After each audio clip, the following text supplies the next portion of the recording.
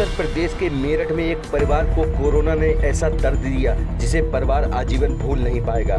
दरअसल Gregory Raymond Rafale नाम के शख्स के तो जुड़वा जवान बेटे की कोरोना के चलते मौत हो गई। बताया जाता है ग्रेगरी रेमंड के घर 23 अप्रैल 1997 को उनकी पत्नी सोजा ने दो जुड़वा बच्चों को जन्म दिया। दोनों बहुत सुंदर थे। जैसे जैसे दोनों भाई बड़े होते गए और समझदार होते गए, रेमंड के पड़ोसी बताते हैं जुड़वा जोफ्रेड बर्ग्रीज गेगरी तथा राफेल जॉर्ज गेगरी ने अपना 24वां जन्मदिन मनाया था। दोनों एक साथ में जन्म लेने के बाद हमेशा दोनों एक साथ हर काम किया, एक साथ सोते, खाते, खेलते, पढ़ाई, यहाँ तक कि दोनों ने कंप्यूटर इंजीनियरिंग के साथ भी हैदराबाद में नौकरी भी एक साथ ही की। किसी को इस बात का विश्वास नहीं हो रहा था दोनों एक साथ बीमार होंगे और एक ही साथ इस दुनिया को अलविदा कह देंगे। 24 साल बाद 24 अप्रैल को उन दोनों के बेटे बीमार पड़े। दोनों की 13 और 14 मई को कोरोना के चलते मौत हो गई। फिलहाल यह परिवार अपने दोनों जवान बेटों को खो देने से परेशान है और ऊपर वाले से यही पूछ रहा है कि हे भगवान, उन्हें कौन से अपराध की सजा दी है। हमारा नाम है जानकी। हम यहीं के रहने वाले, यहीं शादी होकर आई थी, ठीक है।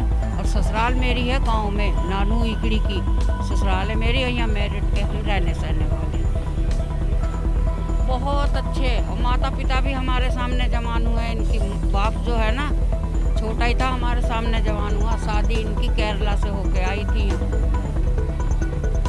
ये जुड़वा बच्चे थे। बेटा हमें बहुत दुख है, भगवान कसम, इन बच्चों को बहुत ज़्यादा। इतने अच्छे, बहुत बढ़िया। माँ बापों ने बहुत पैसा लगाया इन पे, और बीमारी में भी इतना पैसा लगाया। 12 लाख रुपया मायना रखता है बेटा। अब काम ये बाहर रहते थे बच्चे दोनों। स्वभाव मैं क्या बताऊं बेटा, जैसा स्वभाव था, हमने कभी इन्हें बाहर नहीं देखा। इन्हें बच्चों को कभी बाहर नहीं देखा।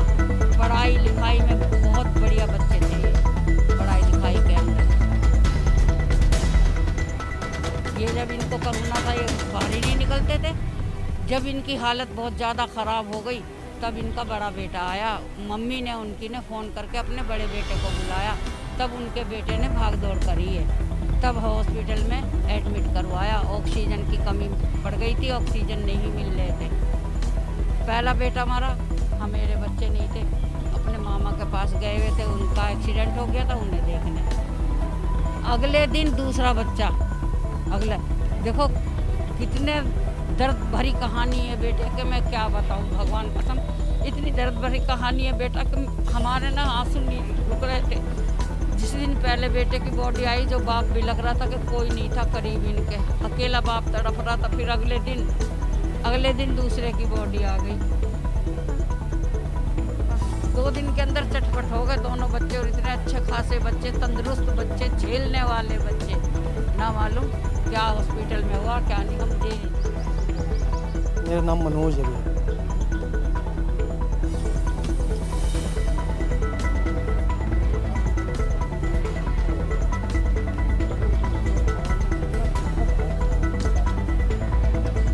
यह हादसा बहुत दुखद है। और नेचर वाइज जो है बहुत अच्छे बच्चे थे।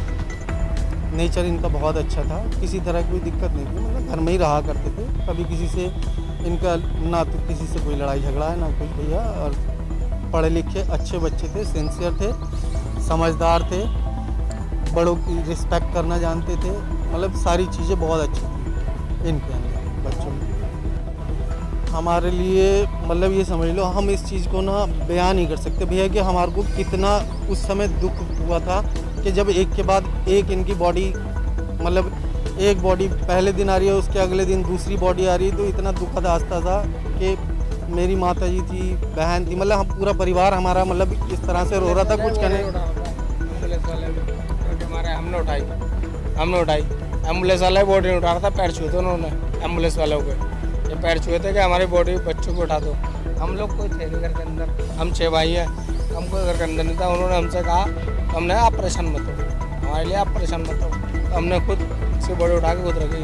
पहले में तो मैं था नहीं, बड़े भाई थे मेरे, पहले मैं दूसरी बॉडी के अंदर अपने खुद उठा के छोड़ा दूँगी। हाँ बच्चे और बहुत बड़े बच्चे, बहुत अच्छे थे, बहुत बड़े बच्चे थे।